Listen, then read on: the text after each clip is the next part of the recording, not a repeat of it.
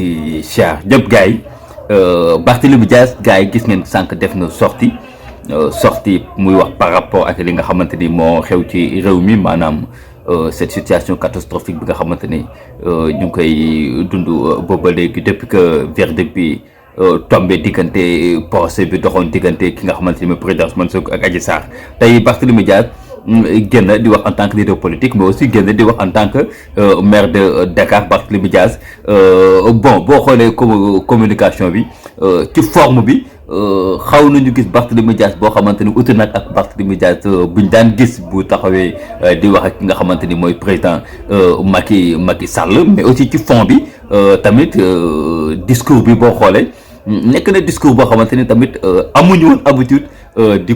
ko dégg par rapport ak Barthélémy Dias buy wax ci ki nga xamante ni mooy président Macky Sall Barthélémy Dias biñ daan gis buy wax ak Macky Sall dafay nekk benn Barthélémy Dias boo xamante ni bon dafay xaw a agressif comme ni ko nit ñi di waxee maanaam du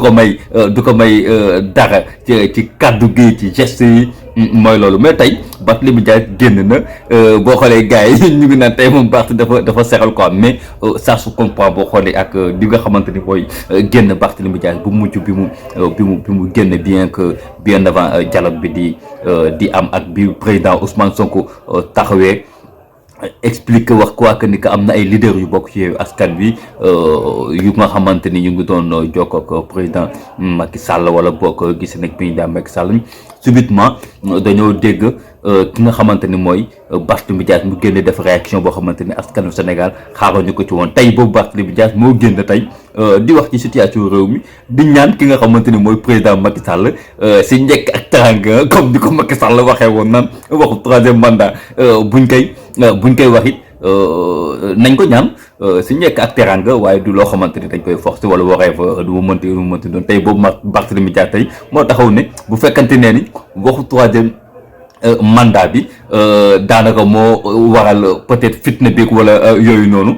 mu ngi ñaan président Macky Sall si njëkk ak teranga mu teel waxu troisième mandat bi teg ko ci suuf quoi mais au-delà de troisième mandat bi ñuy wax pour man Barthélémy Dias moom war na xam ne mbirum troisième mandat bi rek nekkul loolu moo waral li nga xamante ne mooy manifestation yi nga xamante ni boobu léegi askanu Sénégal ñu ngi koy dund ndax lépp fi mu jóge ak fi mu bàyyeekoo boo xoolee à 99% ci li nga xamante ni mooy verdict bu jóge ci procès diggante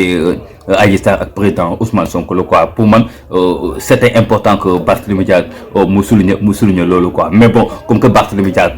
ñaan le président Macky Sall si njëkk ak teranga comme ni ko président bëggee woon bon nañu toog rek di xool en tout cas la majeure partie des Sénégalais bay xool ci commentaires yi li ñuy wax mooy déception la ñuy am ci Barthélémy Dias la majeure partie des commentaires boo koy lire dañ leen naan Barthélémy Dias bi ñu xamoon ak Barthélémy Dias bi génn tey c'est diamétralement opposé mais nag li mooy la politique au Sénégal.